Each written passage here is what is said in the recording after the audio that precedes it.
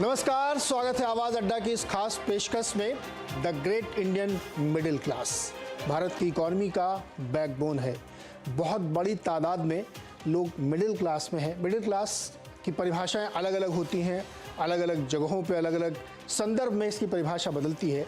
लेकिन भारत के संदर्भ में हम जो आज बात करेंगे तो ये भी देखेंगे कि किसको हमें मिडिल क्लास मानना चाहिए। आबादी के हिसाब से इसकी संख्या बहुत तेज़ी से बढ़ रही है और एक जो ताज़ा रिसर्च आई है उसके अनुसार अगले 2047-46 तक का जब हम आंकड़ा देखेंगे तो आपको चौंकाने वाले आंकड़े दिखेंगे कि इंडियन मिडिल क्लास कितनी तेज़ी से बढ़ेगा और वो इसको एक आप कह सकते हैं कि इकॉनमी को बैकबोन देगा। आज ये समझने की कोशिश करेंगे कि ये ग्रेट इंडियन मिडिल क्लास की स्टोरी अपने आप में क्या कहती है और इसके मायने क्या है, किस तरीके से भारतीय समाज और भारतीय इकॉनमी इसको बदल रही है। चलिए ये आंकड़े आपके सामने रखते हैं। इसके रिसर्च की है प्राइस ने। ये बहुत ही प्रतिष्ठित एक संस्था है जो लोगों के बीच में, कंज्यूमर के बीच में जाके उनकी परचेजिंग पावर और उनकी कंजम्पशन की कैपेसिटी के हिसाब से ये रिसर्च करती है। तो बहुत ही प्रोमिनेंट इंस्टीट्यूट ने रिसर्च की है। अब ये जो आंकड़े आपके सामने रखे, इसमें जो बीच वाली लाइन है मिडिल क्लास, जिसकी एक मोटी परिभाषा 5 लाख से 30 लाख सालाना कमाने वालों को हमने रखा है, क्योंकि इस क्लास में अगर आप रखेंगे तो आप मिडिल क्लास की परिभाषा में इसको रख सकते हैं। 2015-16 से 2046-47 तक के प्रोजेक्टेड आंकड़े, 15-16 के और 20-21 तक के आंकड़े हैं, उसके आगे के जो प्रोजेक्शंस हैं उसमें आप देखिए ये आबादी कितनी तेजी से और कितनी बड़ी संख्या में बढ़ रही है। यानी नंबर्स में अगर आप देखें तो उस समय की जो कुल आबादी होगी उसके हिसाब से देखें तो मोर देन 50% से ज़्यादा आबादी हमारी मिडिल क्लास कैटेगरी में आएगी, जो अपने आप में कि इकोनॉमिक ग्रोथ के आंकड़े को भी दिखाती है। और ये जो दूसरा आंकड़ा है एस्पायरर्स, जो उस क्लास में, उस ऑर्बिट में एंटर करना चाहते हैं, उनकी संख्या भी काफ़ी तेज़ी से यहाँ पे बढ़ती हुई आपको दिखेगी और ये एक बहुत सिग्निफिकेंट नंबर है। इसके बाद दूसरा एक नंबर हम देखते हैं कि कमाई और खर्चे का पैटर्न किस तरीके से बनता है। इसमें अगर आप देखें तो जो हाउस होल्ड इनकम है या जो खर्चे हैं, कमाई है, उसमें मिडिल क्लास का जो कंट्रीब्यूशन है या जो रेशियो बनता है वो 30% के आसपास बैठता है। आबादी के हिसाब से देखिए कौन ज़्यादा खर्चे कर रहा है तो उसमें 31% है। ये जो ऊपर वाली लाइन है ये रिच की है, अमीरों की है, जो करोड़ों में कमाते हैं। लेकिन हमने 5 से 30 वाली कैटेगरी पे आज फोकस किया है और आप देखिए धीरे धीरे जैसे नंबर बढ़ता है तो हर नंबर, चाहे वो बचत का हो, चाहे खर्च का हो, चाहे इनकम का हो, वो सरपास करता है बाकी सारी कैटेगरीज के नंबर को। तो ये दिखाता है कि जो पूरी ग्रोथ की स्टोरी है वो मिडिल क्लास के जरिए इंडिया में पैन आउट होती हुई दिख रही है।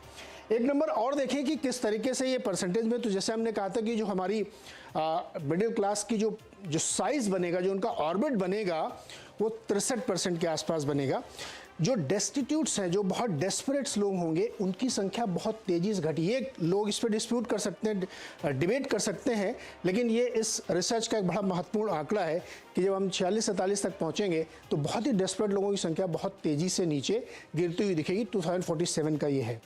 एक और आंकड़ा आपके सामने रखता हूँ कि जो रिच लोग हैं, जो बहुत पैसे कमाते हैं या जिनको हम मानते हैं कि करोड़ों रुपए में है, 2 करोड़ से ज़्यादा की उनकी आमदनी है, उनका कंसंट्रेशन कहाँ है। ये बहुत इंपॉर्टेंट फैक्टर है क्योंकि जब आगे हम बातचीत करेंगे तो इसका डिस्ट्रीब्यूशन देखेंगे। तो नंबर 1 पे महाराष्ट्र आता है, जहाँ पे 6.4 लाख लोग हैं जो रिच या सुपर रिच की कैटेगरी में आते हैं। ये इस समय के नंबर से मैं आपको बता रहा हूँ 2021 के। और सेकेंड नंबर पर आता है दिल्ली, जहाँ पे 1,81,000 लोग इस कैटेगरी में आते हैं। तीसरा गुजरात है, बहुत ही समृद्ध राज्य है, और तीसरे स्थान पे आता है, और चौथा आता है तमिलनाडु। तो ये जो 4 राज्य हैं, यहाँ पे अमीरों का कंसंट्रेशन है। यहाँ पे नंबर जो है सबसे ज़्यादा है उनके, जो 2 करोड़ या उससे ज़्यादा की कमाई करते हैं। इसमें रिच, अल्ट्रा रिच सबको आप शामिल कर सकते हैं। तो ये कंसंट्रेशन है। ये कंसंट्रेशन कैसे आगे डिस्ट्रीब्यूट होगा पूरे देश में, जब हम मिडिल क्लास की स्टोरी पर डिस्कस करेंगे तो हम इसको समझेंगे। इसलिए हमने कहा कि इस ग्राफिक को ज़रूर देखना चाहिए। बातचीत करने के लिए जो हमारे साथ मेहमान है, जैसे हमने कहा कि जिन्होंने इस रिसर्च को किया है उनको हमने खुद बुला लिया है। हमारे साथ डॉक्टर राजेश शुक्ला जी हैं जो प्राइस के एमडी और सीईओ हैं। उनसे बातचीत करेंगे कि इस रिसर्च के मायने क्या है, इसको कैसे इंटरप्रेट किया जाए, और ये एक बड़ी ग्रोथ स्टोरी जो हमारे सामने रखी गई है उसको हम और कैसे समझें। दिलीप चेरियन साहब हमारे साथ हैं, ब्रांड मैनेजमेंट के गुरु हैं और बहुत ही लंबे समय से इन्होंने इस तरीके की स्टोरी को आगे बढ़ाया है और इमेज को, इंडिया की इमेज को, इंडिया के ब्रांड को हम समझने की कोशिश करेंगे। अनिल पद्मनाभन जी हैं, सीनियर जर्नलिस्ट हैं, फाइनेंशियल जर्नलिज्म में बहुत लंबे समय तक काम किया है। और संजय सिन्हा जी हमारे साथ हैं, फाउंडर सिट्रस एडवाइजर के, जो इक्विटी मार्केट को, इक्विटी कल्ट को, जिसके जरिए ये बहुत बड़ी स्टोरी शायद प्ले हो रही होगी, मुझे नहीं पता, अभी पूछने पता चलेगा, तो उसको भी समझने की कोशिश करेंगे। यहाँ में एक और स्टोरी है, एक और रिपोर्ट है जिसका जिक्र जरूर करना चाहूँगा। वो रिपोर्ट है मॉर्गन स्टैनली की, जिन्होंने करीब 150 पेज की एक रिपोर्ट लिखी है न्यू इंडिया के ऊपर। और उस रिपोर्ट में उन्होंने ये कहा है कि भारत का समय आ चुका है और अगले 10 साल उनके होंगे। इसके भी आप नंबर देखिए। उनका मानना है कि नेक्स्ट 10 ईयर्स में भारत की जीडीपी जो है वो 7.9 ट्रिलियन डॉलर्स पे पहुंच जाएगी। और डॉलर टर्म में आप रिटर्न देखेंगे तो 11% होगा, जो हाईएस्ट एवर होगा किसी भी दुनिया में, किसी भी देश के मुकाबले ये सबसे ज़्यादा होगी। कहाँ से ये ग्रोथ के ड्राइवर्स होंगे, कहाँ से ग्रोथ लेड होगी, तो उसमें बैंकिंग और फाइनेंशियल सेक्टर, उसमें काम करने वाले लोग, कंजम्पशन की स्टोरी, कंजम्पशन बूम आएगा। देखिए उसी स्टोरी को सपोर्ट करता है जहाँ पे हम जब मिडिल क्लास की बात करते हैं। मैन्युफैक्चरिंग, जहाँ पे प्राइवेट इन्वेस्टमेंट, गवर्नमेंट इन्वेस्टमेंट तेज़ी से आएगा। और चौथा बहुत ही महत्वपूर्ण है डिजिटल इकोनॉमी। हमने आईटी में महारत हासिल कर ली, लेकिन आईटी से डिजिटल का जो रास्ता है वो इसमें शामिल होगा। और ये जो 4 फैक्टर्स हैं जो इसको आगे ले जाएंगे। लेकिन इतनी सारी ग्रोथ की स्टोरी बात करें तो रिस्क फैक्टर्स भी ध्यान में रखना चाहिए। पॉलिटिकल एक रिस्क हो सकता है जो कभी भी किसी भी इकोनॉमी के लिए अच्छा नहीं होता। ग्लोबल मार्केट में जो क्रेडिट टू जीडीपी है, जो आगे में हम लोग एक्सप्लेन करेंगे, वो एक चैलेंज हो सकता है। जैसे यूएस में आप देखिए तो 200% का क्रेडिट, यानी डेट टू जीडीपी की बात मैं नहीं कर रहा हूँ, क्रेडिट टू जीडीपी की, वो बहुत बड़ा है। चाइना में 225% है।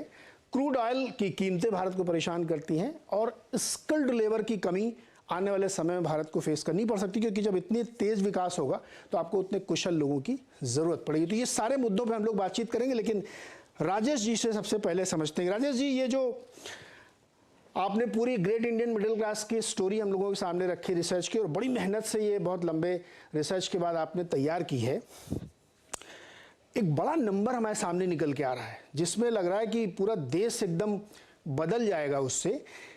क्या ड्राइवर्स थे इसको, किस लिए आपको ये डेटा जो निकल गया जिसका आपने इंटरप्रिटेशन किया, वो हम लोगों को थोड़ा समझाइए कि कैसे ये नंबर्स डिराइव किए और क्या क्या फोर्सेस काम करते रही इसमें। Okay, thank you Akash, it is pleasure to be. And एक इसका जो सबसे बड़ा क्या चीज है कि इसको करने के लिए अगर हमें कहें कि जैसे आपने बताया people research India's consumer economy, ये रिसर्च लगभग 2014 से शुरू किया है। एंड इससे पहले मैं NCIR में national council of applied economic research, जिसमें ऐसी रिपोर्ट 2004 में प्रिपेयर की गई थी। तो इसके लिए सबसे ज्यादा जरूरी क्या है कि इसके लिए एक डेटा चाहिए, एक ऑथेंटिक डेटा चाहिए, जो कि जिसके बेसिस पे इसको किया जा सके। तो इसकी सबसे बड़ा क्या है एडवांटेज, या हम कहते हैं स्ट्रेंथ, वो ये है कि इसमें 2014, 2016 और 2021 में पूरे ऑल इंडिया से आपके लगभग 3 लाख घरों का सैंपलिंग फ्रेम बना के साइंटिफिक मेथोडोलॉजी लगा करके, और इसमें लगभग एक किस्म से टोटल 200 डिस्ट्रिक्ट्स से डेटा लिया गया है। और इसमें गांव भी है, गांव के लगभग 800 से 1000 गांव कवर किया गया इन डिस्ट्रिक्ट से, और लगभग 120 टाउन्स कवर किए गए हैं। तो हम ये कहना चाह रहे हैं जो आ रहा है ए हाउस होल्ड जो सेलेक्ट किए गए हैं, इसमें बड़े साइंटिफिक प्रोबेबिलिटी सैंपल्स लगाए गए हैं। और इसको हम एक चीज ये कहते हैं, इसकी जो मेथोडोलॉजी, मेन चीज होता है डेटा में रिलायबिलिटी क्या है, कैसे आप इसको कहेंगे। तो उसका एक मेजर चीज है कि ये हम कहेंगे कि price and price research team का अलॉन्ग विथ इसमें बहुत ही हाई पावर्ड एक कमेटी है जो कि एडवाइजरी, जिसमें आपके member from national statistical commission और जो institute of economic growth and ISI, ये लोग एडवाइज जो इसको कायदे से इसको वॉच किया है। ये पूरा हम कहते हैं 8-10 साल की एक्सरसाइज है। और ये डेटा लेकर के जब हम इसको एनालाइज करके एक ट्रेंड एनालिसिस किए, जो कि प्राइमरी डेटा है, और उसके ऊपर एक किस्म से जो ऑब्जर्वेशंस आए, इसमें आप देखेंगे 2014 एक स्टार्टिंग जिस समय सर्वे शुरू किया, 2016 एक नॉर्मल ईयर, 2020-21 ये उस पीरियड जिस समय कोरोना से देश को काफी वो हो रहा था। तो ये तीनों डेटा एनालाइज करके, ट्रेंड एनालिसिस करके, और इसमें फिर उसके बाद फोरकास्ट किया गया। जी डॉक्टर शुक्ला, मैं अब आपसे ये समझना चाहता हूँ कि ये जो नंबर्स चूंकि बहुत बड़ा निकल के आया है और पूरी स्टोरी ये सजेस्ट करती है कि मिडिल क्लास की संख्या बहुत तेजी से बढ़ेगी। 5 लाख से 30 लाख की जो आप लोगों ने एक डेफिनेशन ली है, उस कैटेगरी में लोग आ रहे हैं। तो वो क्या फैक्टर्स हैं जो इस आंकड़े को बढ़ा रहे हैं, यानी इस नंबर तक पहुंचने में आपको क्या क्या रिसर्च में दिखा कि भाई क्या ऐसी पॉलिसीज थी, क्या ऐसे फैक्टर्स थे जिसकी वजह से ये नंबर बहुत तेजी से ऊपर आया है? इसमें जो आकाश से अगर हम एकदम सिंपल ढंग से कहें कि इसमें कोई बाहर से external factor as per that 2015 2021 में कोई external factor, it is just like the statistical estimation using the data what we have collected in during, this is fact coming from the primary data, that is after fitting the, you can say, Pareto distribution. Second, जो आप करें factor, इसमें 3 चीज जो future के लिए है जो एज्यूम किया गया है, मींस जो ग्रोथ रेट आपके, एक first thing is the like income growth, income growth which is happening in the personal disposable income, not the in GDP, personal disposable income जो कि household sector में जाता है, and which is approximately 84% of the GDP. वो देख करके state wise जो इससे ग्रोथ इनकम की आई है उसको लगा करके उसके ओवर एंड एवर हम एजम्पशन लगाए हैं इस पे। यहां से लेके 2030 तक अगर 7.5% पर्सनल डिस्पोजेबल इनकम में ग्रोथ होती है, एंड जो डिस्ट्रीब्यूशन हमारा सर्विस निकल कर आ रहा है अगर उस हिसाब से ग्रोथ करते हैं तो 7.5% 2030 तक जाए तो हमारा इनकम डिस्ट्रीब्यूशन कैसे चेंज होगा। इसी तरीके आपका 2030 से लेकर के 2046-47 ये प्रोजेक्शंस हैं, हमें इसलिए लगाया गया जिससे हम देखें भारत जब हमारा 100वां साल बिता रहा हो तो एक नंबर अगर आज से हम कुछ दिमाग में रखें तो उसमें 6.5% जीडीपी ग्रोथ है, पर्सनल डिस्पोजेबल इनकम, एक तो हो गया income growth, because this is a purchasing power, expenditure and saving. Second जो हमने इसमें अजम्पशन लगाया है कि population growth, what we have assumed, we have used the census of India, what they have projected long, then we have also used the United Nations UNDP population projection at the city level, district level, and then state level. So it is aggregation from there actually, from the means like the disaggregate level. And third इसमें जो एक चीज लगाया गया है कि particularly जैसे एक और जो इसमें अर्बनाइजेशन जो एक हम कह रहे जो एक थोड़ा कंजर्वेटिव लगा के चला गया, ये नहीं कि बहुत ज्यादा एग्जैक्ट, कि 2047 तक हमारा लगभग half of India, and which is United Nation, IMF is saying, everyone is saying 50% urbanisation होगा। तो हम कह रहे 3 मेजर फैक्टर जो कंसीडर किया गया है और जो ट्रेंड हमारा डेटा से आ रहा है उसके ऊपर लगाने के बाद हमारा जो प्रोजेक्शन है वो प्रोजेक्शन एक जैसे हर एक स्टेट का किया गया है, हर एक स्टेट में रूरल अर्बन का किया गया है, एंड मिलियन प्लस सिटी का किया गया है, और उसके बाद सब एग्रीगेशन करके ऑल इंडिया आया। तो ये aggregation bottom to top approach, not to top to bottom. Okay, bottom to top approach, और 3 मेजर एजम्पशन आपने लिए हैं जहां पे कंजम्पशन पैटर्न, इनकम और अर्बनाइजेशन, जहां पे आप मान के चल रहे हैं कि कम से कम 50% इंडिया में अर्बनाइजेशन होगा। शुक्ला जी, एक बहुत हम लोग जब 8वीं 9वीं 10वीं पढ़ते थे तो विज्ञान का एक फार्मूला पढ़ाया था कि अगर सामान्य परिस्थितियां स्थिर रहें तो ये फार्मूले से गैस बन जाएगी या इससे ये पानी बन जाएगा। तो जो 3 अजम्पशन आपने लगाए हैं वो क्या आपको लगता है कि बहुत कंजर्वेटिव आपने लिए हैं, इसलिए आपको इस बात की आशंका नहीं कि वो बदल सकते हैं या डिस्टॉर्ट हो सकते हैं, या आपने थोड़ा सा बढ़ा के लिए तो आपको इस बात की आशंका, ये थोड़ा सा हमें समझाइए। इसका एक चीज ये रहेगा, सबसे बड़ा फैक्टर जो इसमें हम कहें, मोस्ट इंपॉर्टेंट फैक्टर जो इसमें है कि जो बेस हमारे पास डेटा ऑलरेडी है, आपका रहेगा। इसलिए कि अगर सपोज करिए, जैसे एक एग्जांपल दें, सपोज करिए कि हमें अगर एक अगर ले यूपी का इनकम डिस्ट्रीब्यूशन हमें पता है, which is actually current and all the government policy सब कुछ लगा करके 2016 में ये था रूरल का, यूपी का 2021 में है। Means it is a function of all the, you can say, affirmative action happen at different level by the government, by the people, by the, you can say, pandemic, everything. And we have observed and we are taking that, so it is already in conservative, means 2020-21 हमारे देश के लिए बहुत अच्छा समय नहीं था, तो उसके नाते, लेकिन डेटा जो कह रहा है उसमें कोई चीज हम नहीं किए हैं, तो जो इससे लर्निंग आ रही, it is you can say good phase, bad phase, average phase, और उसके बाद जो 3 केवल ब्रॉड एजम्पशन लिया गया वो ऐसे हैं कि जो कि बहुत डेफिनेट, हमें ऐसा किसी को अगर ये कहना है कि 50, अगर हमारा 36% अर्बनाइजेशन है तो 2047 तक जाते जाते लगभग 50% अर्बनाइजेशन होगा, और ये हम गवर्नमेंट भी कह रही है, आपके फॉरेन जितने भी जैसे फोरकास्ट ये हुआ। दूसरा, जीडीपी ग्रोथ हम ऐसा नहीं 8% 10% लेके चल रहे हैं, हम 7.5% personal disposable income growth from now to 2030, and उसके बाद केवल 6.5% ले रहे हैं, एंड थर्ड जो ले रहे हैं पॉपुलेशन ग्रोथ ले रहे हैं, it is already actually the very much actually the United nation UNDP का फोरकास्ट, केवल बड़ा ही 3 फैक्टर ये हैं, इसमें कोई बहुत ज्यादा साइक्लिक या बहुत ज्यादा ऐसा चीज नहीं लिया गया है जो कि आज की डेट में जो मुझे लगता है कि ऐसा है जिसके नाते बहुत ज्यादा इसमें फ्लक्चुएशन है। जी राजेश जी, एक सवाल और आपसे, उसके बाद फिर मैं दूसरे मेहमानों की तरफ बढ़ूंगा। ये बहुत अच्छे से आपने समझाया कि बहुत कंजर्वेटिव डेटा है, पढ़े 7.5%, फिर 6.5%, मतलब बेयर मिनिमम लिया गया जो आगे एक्स्ट्रापोलेट करने में कोई दिक्कत ना हो।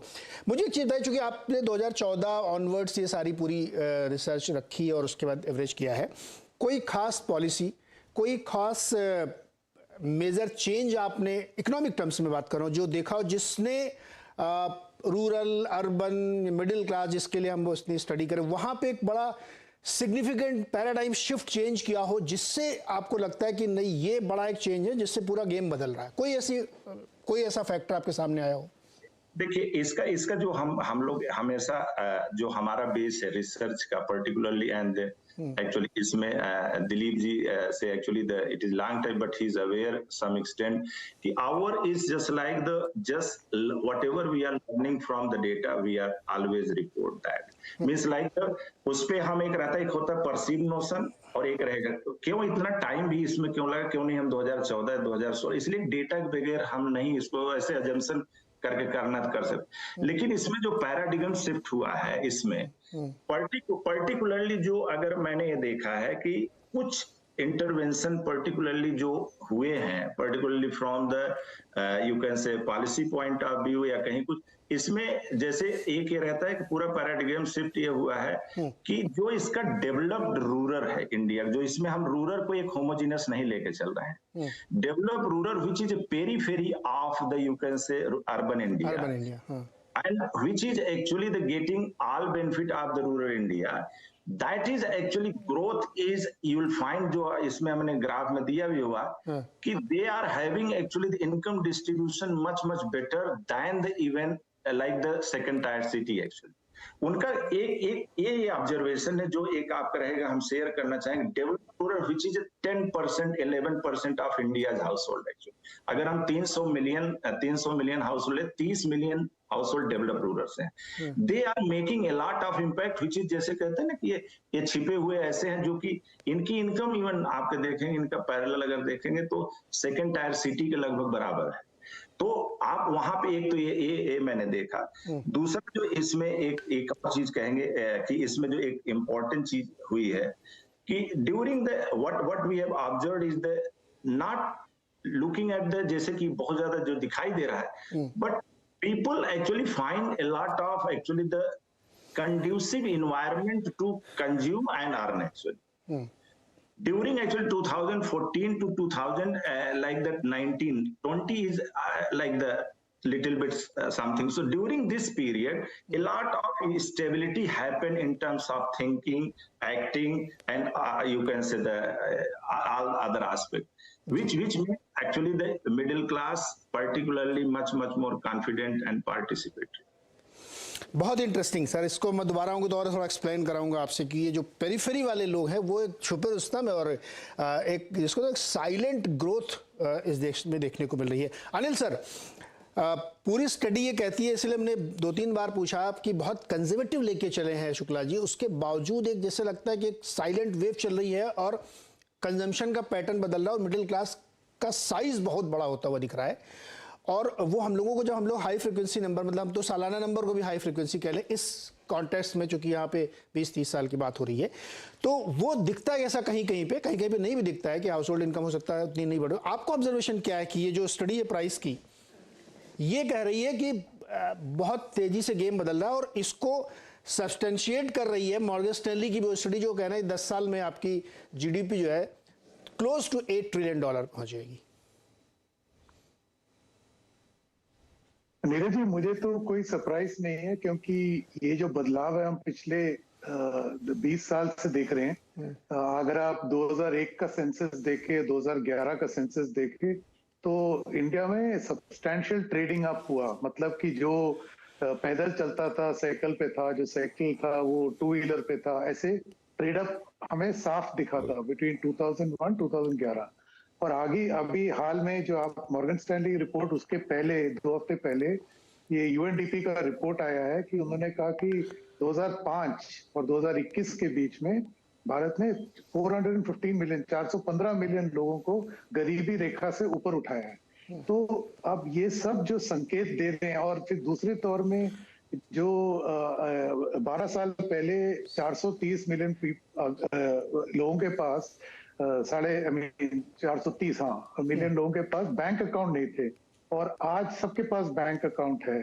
तो आज देश में हर गांव में बिजली पहुंच गया है, तो सड़कें बदल गई हैं। जो 20 साल में जो रूरल रोड्स का जो ग्रोथ हुआ है, पूरा कनेक्टिविटी इंप्रूव है। तो अगर आप इंफ्रास्ट्रक्चर देखें और जो सारे संकेत देखें, तो मुझे कोई सरप्राइज नहीं है जो राजेश जी का डेटा प्रोजेक्ट कर रहा है। अब ये फाइनल नंबर्स में फर्क पड़ेगा, बट डायरेक्शन और ट्रेजेक्टरी में कोई फर्क नहीं पड़ेगा, वो तो साफ नजर आ रही है। अनिल, एक सवाल और आपसे, ये जो बीच बीच में आलोचनाएं होती रहती हैं कि ग्रोथ हमारी नहीं आ रही है, हाउस होल्ड इनकम गिर गई है, और गाँव में जाइए तो रोजगार नहीं है, ये सब तरह तरह की जो हम लोग बीच बीच में सुनते हैं, इसको कैसे हम लोग समझें? क्योंकि हमको तो ये स्टोरी ये दिख रही है कि एक स्टीडी पेस पे हम बढ़ते जा रहे हैं, बीच बीच में एवरेशन हो सकते हैं कोई, लेकिन कई लोग इसकी बड़ी तगड़ी तीखी आलोचना भी करते हैं। वो तो करना ही है, वो तो आलोचना हम समझ सकते हैं, क्योंकि नीरज जी, जो बदलाव आता है ना, और इस तरीके जिस तेजी से बदलाव आ रहा है, कुछ लोगों का नुकसान होगा। जैसे कि आप उदाहरण दीजिए, कल को रोबोज आए हमारे बिजनेस में, जर्नलिज्म में ले लीजिए, और हम काफी हमारे भाई लोगों के, बहन लोगों की नौकरी छूट जाएंगी। तो ये, लेकिन उनको और कहीं रीस्किलिंग करके नई नौकरी मिल सकती है। तो ये तब्दीलियां जब होती है ना, तो किसी का नुकसान तो होगा ही होगा। बट आप ये जो राजेश जी का डेटा है, ये मैक्रो लेवल पे प्रोजेक्ट कर रहा है, कि इंडिविजुअल लेवल पे स्टोरी अलग होगा, बिकॉज आपने शुरू में जो हाई कंसंट्रेशन है जो अमीर लोगों का, उसी उदाहरण से समझ आता है कि रीजनल इनइक्वालिटी कितना है इस देश में। तो हर देश, हर प्रांत का यही स्टोरी नहीं रहेगा, वो तो फर्क पड़ेगा ही पड़ेगा। करेक्ट। दिलीप सर, संजय जी, मैं आपके पास इसलिए बाद में आ रहा हूं क्योंकि मार्केट इन सारी चीज़ों को उसको डाइजेस्ट करना और खुश होना है बहुत ज़्यादा। दिलीप सर, ये ब्रांड इंडिया और जो 10 साल का आंकड़ा है ना मॉर्गन स्टैनली वाला या शुक्ला जी वाला, जो थोड़ा सा और लंबा, जो बड़े प्रोजेक्शन दे रहा है, दोनों को आप देखें तो मैं ये भारत के संदर्भ में, ब्रांड के संदर्भ में, इंडिया की पोजिशनिंग के संदर्भ में आपसे समझना चाहता हूँ, क्योंकि आप ब्रांड गुरु हैं, क्या ये सही बिल्कुल ट्रैक पे इंडिया पोजिशनिंग कर रहा है अपनी? मुझे लग रहा है कि जो इंडिया का ब्रांडिंग स्टोरी होगा, वो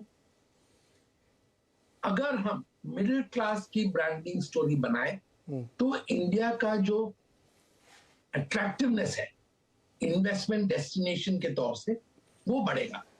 तो मेरे ख्याल में ये, जैसे राजेश जी ने प्रेजेंट किया है, मिडिल क्लास पे अगर हम फोकस दे रहे हैं, मिडिल क्लास को हम देख रहे हैं कि आंकड़े जो है वो वहीं सबसे ज्यादा ग्रोथ होगा, तो मुझे लगता है कि इससे इंडिया का जो छवि है बाकी देशों के सामने, इंडिया का छवि जो है वो बहुत ही ऊपर जाएगा। और ये जो आगे 20 साल की बात कर रहे हैं, उसमें एक और चीज है जो राजेश जी ने अभी पूरा डिस्कस नहीं किया, पर इस मिडिल क्लास का जो एज प्रोफाइल होगा, वो भी ज्यादातर कंजम्पशन फेज के लोग होंगे। तो इसमें महत्वपूर्ण बात यह है कि ये जो लोग हैं, वो उनके उम्र ऐसे नहीं होंगे कि वो सेविंग से खाने वाले हैं, और उस सेविंग्स इतना बड़ा होकर वो मिडिल क्लास में ही रहा, क्योंकि इसमें जो है ज्यादातर लोग इस क्लास में आ रहे हैं क्योंकि उनका इनकम लेवल्स, उनका कंजम्पशन पैटर्न्स, उसके वजह से वो यहाँ आ रहे हैं। तो ये जो है बाकी देशों के तुलना में इंडिया का एडवांटेज बहुत सारे हैं, पर दो एडवांटेज जो इंपॉर्टेंट है, जो राजेश जी के डेटा से निकल रहा है कि मिडिल क्लास जो है वो कंज्यूमिंग क्लास है, मिडिल क्लास जो है वो अर्निंग क्लास है।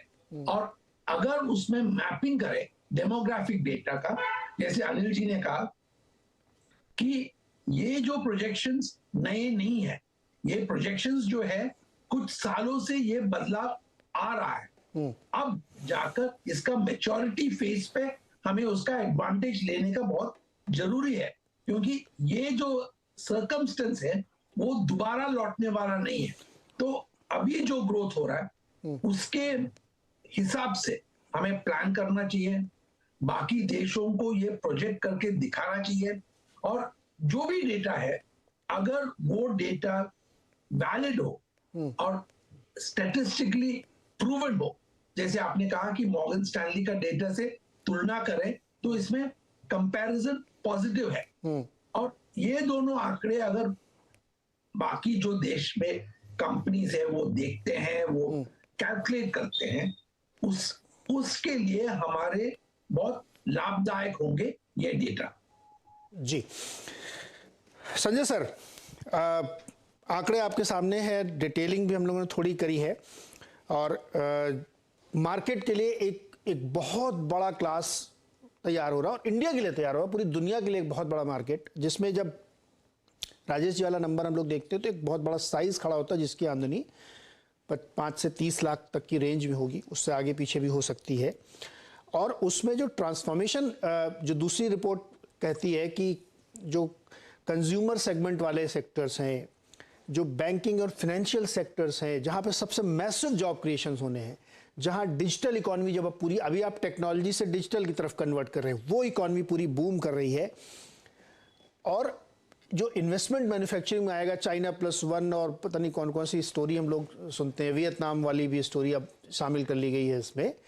ये एक बड़ा, बहुत ही बड़ा सेगमेंट कर रहा है। और राजेश जी थोड़ा और लंबी है, तो मान चलिए 10 साल की स्टोरी, 10 साल तो सर पता नहीं चलते, कोविड के 2 साल हो गए, किसी को याद भी नहीं होगा। तो बड़ा, बहुत ही शॉर्ट स्पेन में ये स्टोरी डेवलप हो रही है इंडिया की, मार्केट को बहुत पसंद आएगी।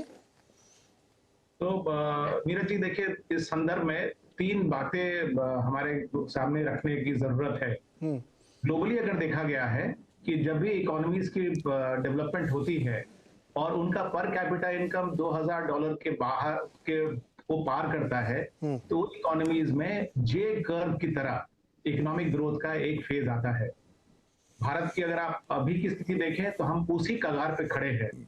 तो जो हमारी पर कैपिटा इनकम धीरे धीरे ही सही, लेकिन वो चूंकि उस इन्फ्लेक्शन पॉइंट पर पहुंच गई है, तो यहां से कंजम्पशन का जे कर्व शुरू होना, जो कि ग्लोबल इकोनॉमीज का एम्पिरिकल एविडेंस है, मेरे ख्याल से वो भारत में रिपीट होने की पूरी संभावना है।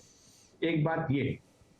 दूसरी बात, 2014 से लेकर 2022 की अगर आप जर्नी देखें और उसको कैपिटल मार्केट के साथ रिलेट करें, तो 2 बड़े मेरे ख्याल से माइलस्टोन इवेंट्स थे, जिन्होंने लोगों का सोच और लोगों का मार्केट के प्रति रवैया बदला है।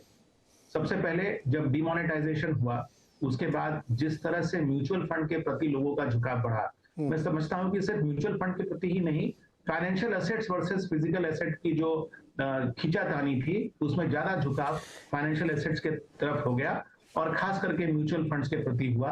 तो 2016 के बाद हमने देखा कि बहुत जोर से म्यूचुअल फंड की ग्रोथ हुई। साथ ही साथ जब कोविड का प्रकोप आया, तो कुछ भी कारण हो, मतलब हो सकता है कि चूंकि लोग बाकी कुछ काम नहीं कर पा रहे थे और स्टॉक मार्केट चल रहे थे, तो उस समय जिस तरह से डीमैट अकाउंट्स की बढ़ोतरी हुई, उससे एक बहुत बड़ा तबका जो इक्विटी मार्केट से परे था, वो इक्विटी मार्केट के पास आया। लोग ये भी स्पेकुलेट कर रहे हैं कि ये जो सेगमेंट आया, जो increasingly number of demat accounts में देखा गया, इसमें यंग लोगों का पार्टिसिपेशन ज्यादा हुआ।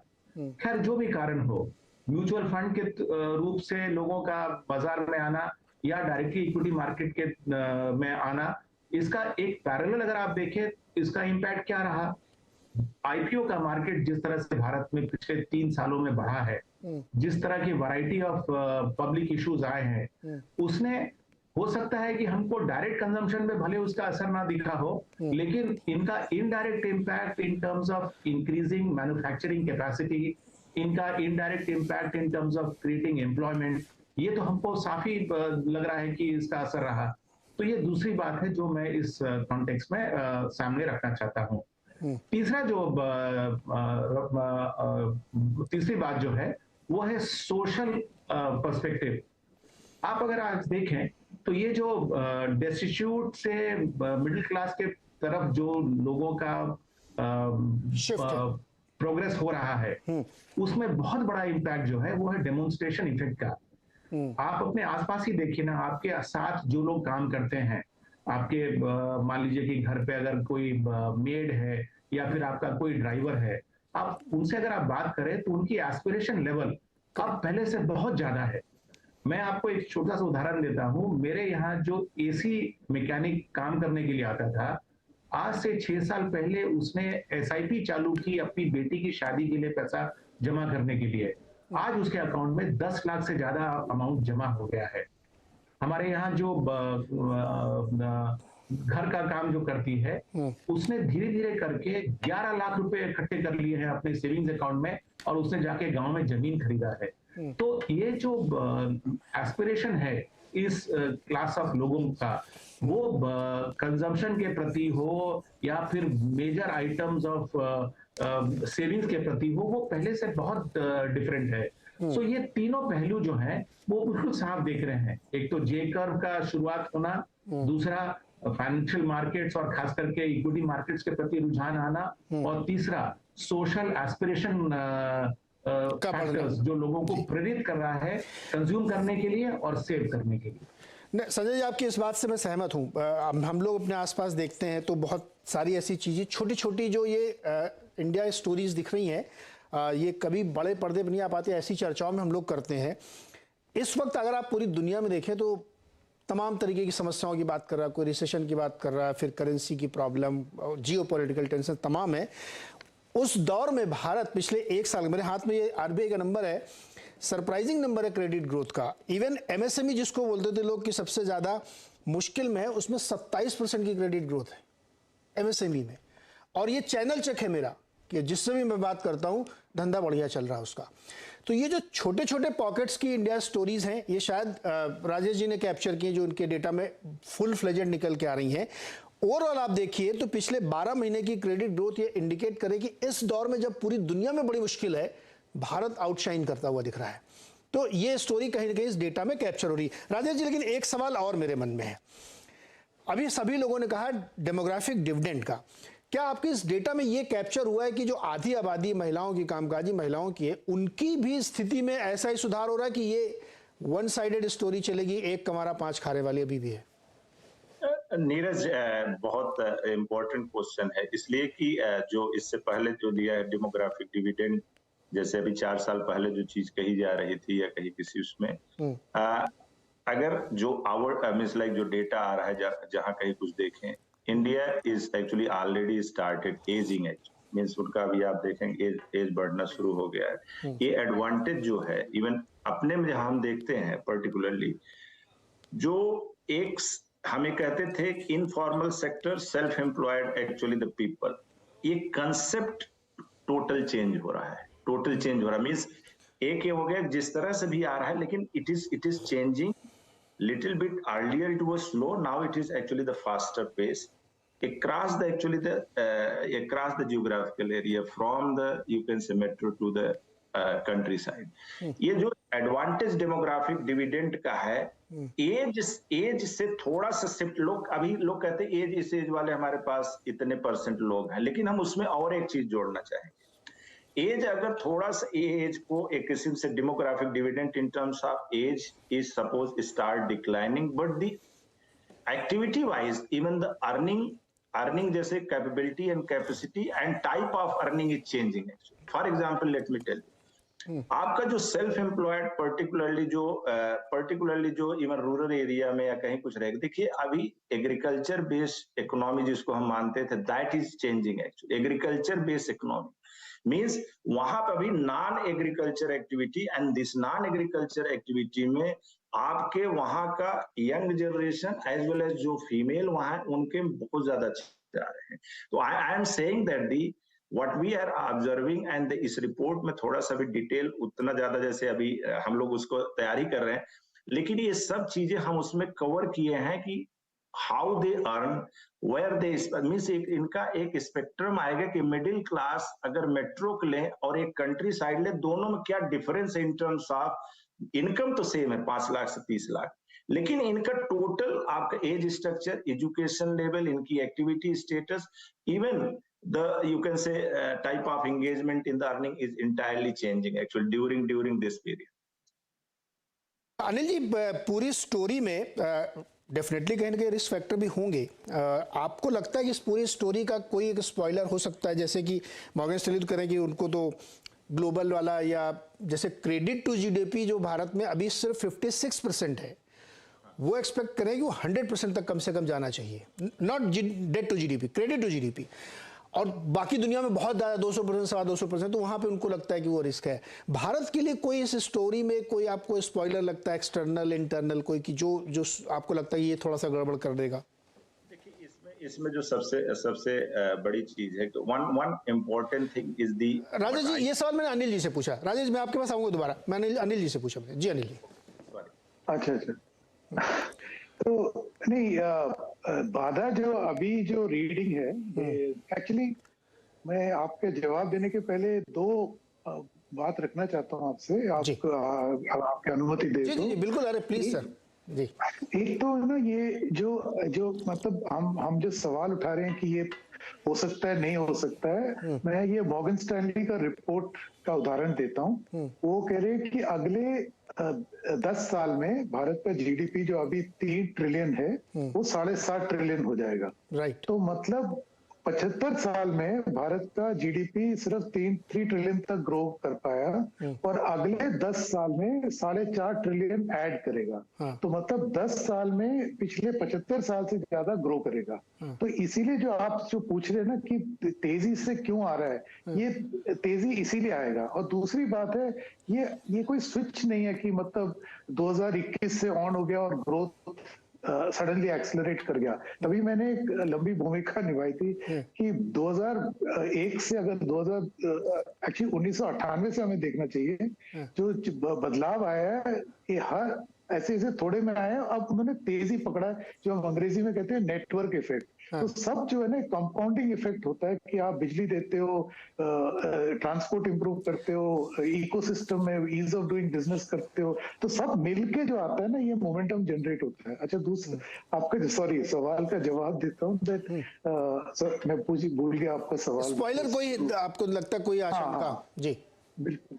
तो स्पॉइलर इसमें 2 हैं मेरे अंदाज से। एक तो एक्सटर्नल है कि ये जो जियोपॉलिटिक रीसेट जो चल रहा है दुनिया भर में, ये क्या फॉर्म शेप लेगा हमें मालूम नहीं। दूसरा, ये रिसेशन जो है, ग्लोबल रिसेशन, अगर लंबे दौर चला तो भारत को झटका जरूर पड़ेगा, मतलब प्रेशर आएगा, तो एनर्जी प्राइसेस वगैरह सब पे होगा। डोमेस्टिकली जो हमारी बात है, ये मैं आपके हर शो में कहता हूँ, स्टेट्स को जो है उनका act, they have to get it together. Because अभी जो है, अभी थोड़े स्टेट्स हम देख रहे हैं तेज गति से भाग रहे हैं, बाकी जो है 2-3 स्टेट्स जो पिछड़े हुए हैं, जो मेहनत कर रहे हैं लेकिन वो उतनी जल्दी नहीं उभर के आ रहे। तो जब तक, और उनका problem ease of doing business, जब हम कहते हैं ना इंडस्ट्री स्टेट पे ही आएगा, वो आप इंडस्ट्रियलिस्ट से बात करिए, ऑफ द रिकॉर्ड सब बताएंगे कि उनकी अभी भी समस्याएं काफी गंभीर है। तो डोमेस्टिकली चैलेंज है कि ये जो चेंज है ग्रास रूट लेवल तक जाना चाहिए। अभी भी मतलब बहुत जगह मेंटल इनर्शिया है, वो अब खुलने के लिए तैयार नहीं है। कुछ राज्य हैं ऐसे डेफिनेटली जहाँ पे अभी बहुत ज़्यादा दिक्कतें हैं, काम का ईज ऑफ डूइंग है ही नहीं वहाँ पे। एक छोटा सा ब्रेक लेना मुझे, ब्रेक से तुरंत लौट के आके इस चर्चा को आगे बढ़ाते हैं। और मैं ये जानने की कोशिश करूँगा संजय जी आपसे और ब्रांड गुरु जी से कि लेवलर क्या है इस पूरी स्टोरी का। टेक्नोलॉजी लेवलर है, डेमोग्राफिक एक्सप्लोड लेवलर है इसका, या एजुकेशनल सोशल मीडिया का अवेयरनेस, इसका लेवलर क्या है, इस स्टोरी को ड्राइव कौन कर रहा है, लेवल कौन दे रहा है इसको। छोटे से ब्रेक के बाद वापस आता हूं मैं। स्वागत है एक बार फिर से आपको, और आज हम बातचीत करें ग्रेट इंडियन मिडिल क्लास की। एक रिसर्च आई है जिसमें बताया गया है कि बहुत बड़ी संख्या में लोगों के जीवन स्तर में उछाल आ रहा है, अपलिफ्टमेंट हो रहा है, और उसका साइज बहुत बड़ा हो रहा है, जिसको हम मिडिल क्लास भारत मानते हैं, और इंडिया जैसी कंट्री के लिए बहुत बैकबोन के तौर पर काम करते हैं। संजय जी, मैंने आपसे कहा था कि लेवलर मुझे समझना है, इस पूरी स्टोरी का ड्राइव कहाँ से हो रहा है। देखिए, कोई एक फैक्टर शायद रिस्पॉन्सिबल ना हो, लेकिन अगर हम प्रायोरिटाइज करें तो मेरे ख्याल से 2-3 फैक्टर्स हैं जो कि in the order of importance इसमें रहा होगा। सबसे पहला तो हमारे ख्याल से जिस तरह से टेलीविजन और सोशल मीडिया पूरे देश में आज परवेसिव हो गया है, सब जगह उपलब्ध है, और वो किसी भी मेट्रोपॉलिटन को किसी भी गांव से बिल्कुल कनेक्ट कर देता है इन टर्म्स ऑफ स्टैंडर्ड्स। तो मेरे ख्याल से ये एक बहुत बड़ा कारण है जहां पर इंफॉर्मेशन डिसेमिनेशन तो हुआ ही है, लोगों के एस्पिरेशन को भी उसने बढ़ावा दिया है। तो मैं समझता हूँ एक कंट्रीब्यूटरी फैक्टर ये है। दूसरा कंट्रीब्यूटरी फैक्टर है डिजिटल। जिस तरह से भारत में पहल लिया गया, मतलब अगर आप देखें तो मेरे गांव में आज शायद लैंडलाइन नहीं पहुंचा, लेकिन गांव में करीब करीब हर सदस्य के पास मोबाइल फोन है। तो ये जो हम लोगों ने एक क्लासिकल प्रोग्रेस को फास्ट ट्रैक कर दिया और हम सीधे चले गए मोबाइल के दुनिया में, तो उसने बहुत सारी चीजों को उपलब्ध कराया, जो खास करके जो डायरेक्ट बेनिफिट ट्रांसफर जिस तरह से भारत में आज हो रहा है, वो जर्मनी के लिए मिसाल है। मतलब उनके लिए हमारे तरह से उनके सिटीजन्स को इस कठिनाई वाली स्थिति में अगर वो बेनिफिट देना चाहते थे तो वो नहीं दे पा रहे थे, क्योंकि उनके पास उतनी ज्यादा प्रोसेसेस इवॉल्व नहीं है जितना कि भारत में है। तो इस डिजिटल रेवोल्यूशन ने बहुत कुछ सहूलियत प्रदान की है, और आज उसके कारण अगर आप देखें तो जो सर्विसेज कंज्यूम हो रही हैं, जो माइक्रो लोन्स आपको आपके फोन पर within a few minute authorise हो जाता है, इससे क्रेडिट आपके गांव के छोटे से छोटे लोग तक पहुंच जा रही है, और शहरों में वो स्मॉल एंड मीडियम एंटरप्राइजेस के पास भी पहुंच रही है। उसी से संबंधित चीज जो है वो ये कि अगर आप, जैसे मैंने कुछ समय पहले उदाहरण दिया किस तरह से भारत में इक्विटी का कल्चर फैल रहा है। जब कोविड शुरू हुआ था उस समय 4.5 से 5 करोड़ डीमैट अकाउंट थे इतने साल के बाद, और आज हमारे total number of demat account 10 crore हो गए हैं। तो इतने सारे जो नए डीमैट अकाउंट आए वो कहाँ ट्रांजैक्ट कर रहे हैं? क्या वो फोन उठा के ऑर्डर प्लेस कर रहे हैं? नहीं, वो आज अपने फोन पे या अपने लैपटॉप पे या अपने कंप्यूटर्स पे ऑर्डर प्लेस कर रहे हैं। यानी कि बिल्कुल कॉन्टैक्टलेस डिजिटल ट्रांसफॉर्मेशन के द्वारा सर्विसेज उपलब्ध हो जा रही हैं लोगों को जी। और इसी तरह से अगर आप देखें तो ई कॉमर्स का भी जिस तरह से प्रोग्रेस हुआ है वो भी डिजिटल इकोनॉमी के आने के कारण। तो मेरे ख्याल से ये 2 मुख्य कारण मैं समझता हूँ जिसने कि इस ट्रांसफॉर्मेशन को तेजी प्रदान की। राइट दिलीप सर, ये जो डिजिटल वाली पूरी कहानी है, जो जिसकी वजह से एक्सप्लोजन हो रहा है, इसको अभी भी बहुत सारे पॉलिटिकल मास्टर्स अंडर प्ले करते हैं। ऐसा तो नहीं कह सकता कि वो समझते नहीं, जानते नहीं, लेकिन अंडर प्ले करते हैं, क्योंकि ये लाइफ्स को उसने टच किया है और सोशल लेवल पे एक बहुत बड़ा इक्वलाइजर का काम किया है इसने। ऐसा कुछ नहीं मुंबई में मिलता जो आज किसी यूपी बिहार के टियर 2 शहर में न मिलता हो, या वो जानकारी उनके पास ना हो कि आपके पास कोई एक्सक्लूसिव जानकारी है और आप बहुत ज़्यादा ज्ञानी बने घूम रहे हैं।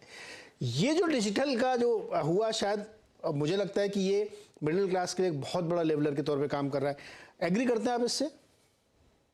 मैं तो मानता हूं कि ये जो डिजिटल ट्रांसफॉर्मेशन जो लेवलर के तौर से उभर के आया हुआ है, ये 1999 में जब वो पूरा शिफ्ट हुआ था डिजिटल में, वो जो डर थे उनको कि सारे कंप्यूटर क्रैश करेंगे, उसके वजह से इंडिया को जो सॉफ्टवेयर एडवांटेज मिला है वो वहां से जाके कैस्केडिंग इफेक्ट की तरफ एकदम ऊपर उठ के उसमें से कंपनीज बहुत बड़े बने हैं, इंडिया का नाम बहुत बाहर सॉफ्टवेयर पावर के तरफ आया हुआ है।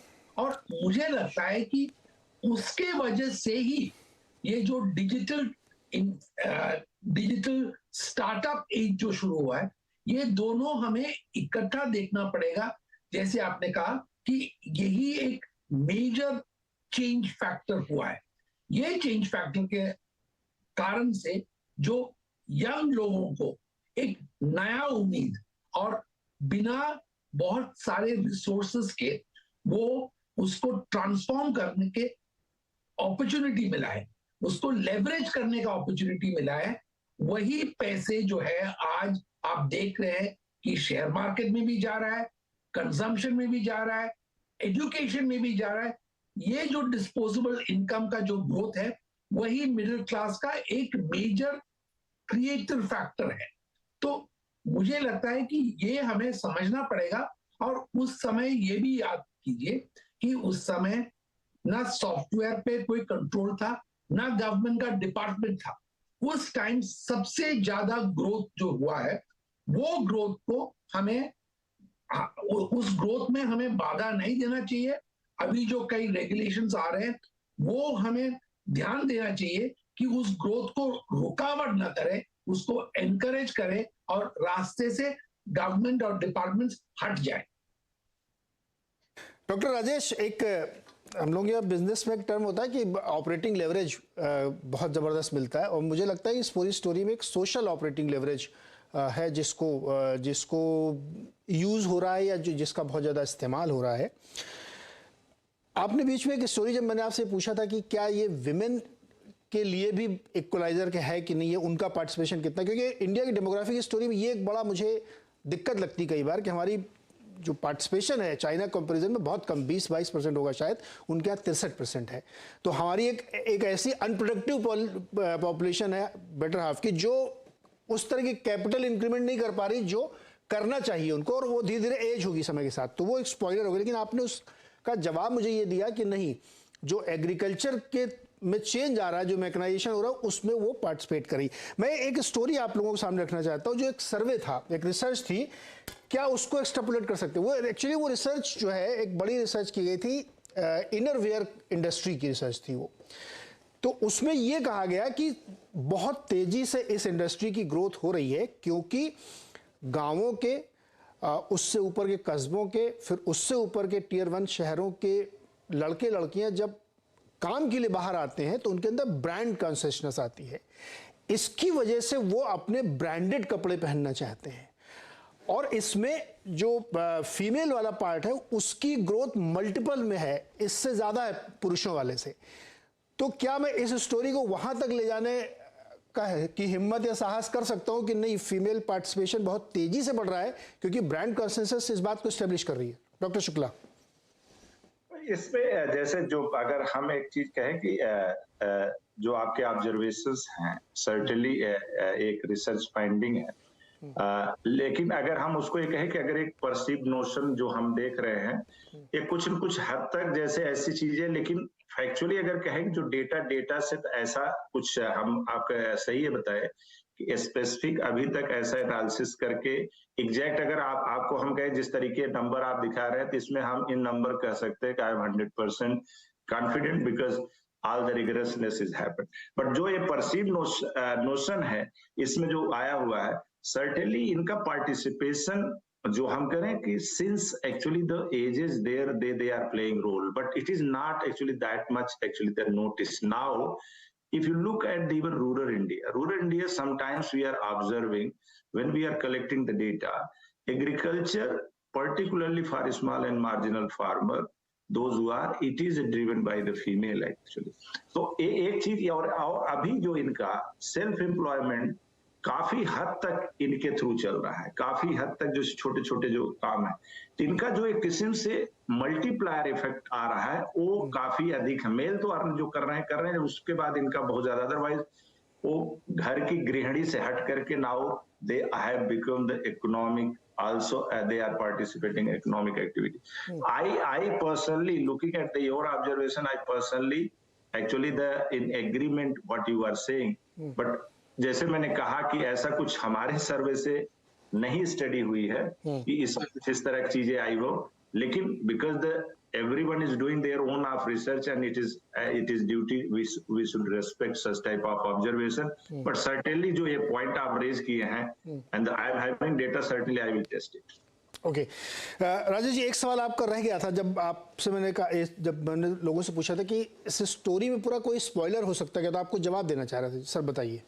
मैं उसका एक स्पॉइलर ये रहेगा कि देखिए हमने फर्स्ट स्टोरी इसको एंड आई बिलीव एंड जैसे इसमें सबका किया कि major point are already covered but one thing I have just put in the first broad line actually starting with the first sentence in the report. By 2047, if political and economic reform have their desired effect, means it is having, like I am saying that if political which we are looking at now, it is not the something, but it has given a lot of confidence, not only the consumer, it is producer, marketer in different way actually, because the ecosystem which is political stability create actually the whoever may be, but stability creates a lot of actually if in according to me, if one spoiler factor might be if India is going to face political instability. And the political instability because all the whatever is happening currently, who is getting, who is not getting, but one click 16 lakh crore rupees is suppose 16,000 crore rupees is going to the farmer. It is going and not going, who is receiving, who is not, but it gives actually pleasure to listen actually. So it looks like that it is working. So something like this type of political stability and wisdom, I believe is must to grow actually. And if that is the one spoiler which I see a biggest spoiler if India is going to face any political instability. Okay, ये बहुत important point किया है इसमें अनिल जी, आप कुछ add करना चाहते हैं? बहुत इंपॉर्टेंट पॉइंट कहा राजेश जी ने जी। नहीं, जो राजेश जी कह रहे हैं सही कह रहे हैं, बट मैं अगर राजेश जी की बात जो प्रोजेक्शन सही है तो अगर मिडिल क्लास मध्यम वर्ग इतना बढ़ेगा तो मध्यम वर्ग इतिहास में हर देश का डायनामो है। अगर आप चीन देखिए, अमेरिका देखिए, इंग्लैंड देखिए, किसी भी देश में जो बदलाव आता है मिडिल क्लास लाता है। तो अगर पॉलिटिकल इंस्टेबिलिटी आए तो मुझे लगता है कि जो मिडिल क्लास है ये अपना हक छीनने नहीं देगा। तो एंड क्योंकि सारा जो ढांचा डिजिटल है, डिसइंटरमीडिएशन जो हम कह रहे हैं, जो सब कह रहे हैं डीबीटी में वो सज्जन ने भी कहा, तो उसमें जो 3 लाख करोड़ का जो सेविंग हुआ है भारत सरकार को, तो ये सब पब्लिक के पास है। अब इसको कोई नेता आए, कोई इंस्टेबिलिटी में इनसे छीनने की कोशिश करे, हाँ मुझे नहीं लगता है, क्योंकि तब तक बदलाव आ जाएगा, सब अपना हक जानते हैं और उम्मीद है कि तब तक कोर्ट्स कचहरी वगैरह भी रिफॉर्म होके बिल्कुल जस्टिस में आ जाए। बिल्कुल सही कह रहे हैं आप अनिल जी। ये जो डिजिटल नाम का शब्द है ना, बड़ा चमत्कारी है एक्चुअली। इसने इतनी ट्रांसपेरेंसी कर दी है ना कि अब बचना बड़ा मुश्किल है। तो मैं इसीलिए इसको हार्प करना चाह रहा था कि जो डिजिटल ट्रांसफॉर्मेशन हो रहा है कंट्री का, वो बहुत सी चीज़ों को बदल देगा। एक छोटा सा ऑब्जर्वेशन मैं आपके सामने रख के शो को क्लोज कर रहा हूँ। अभी आप लोन लेने जाते हैं तो आपको एसेट बैक करना पड़ता है उसके साथ, लेकिन अब वो समय आ रहा है जब आपको एसेट नहीं, आपके फ्यूचर कैश फ्लो के प्रोजेक्शंस पे लोन मिलेंगे। इसलिए मैंने कहा था कि वो जो क्रेडिट टू जीडीपी है वो 56% से 100% होने जा रहा है, जो कि बहुत बड़ा बूम होगा।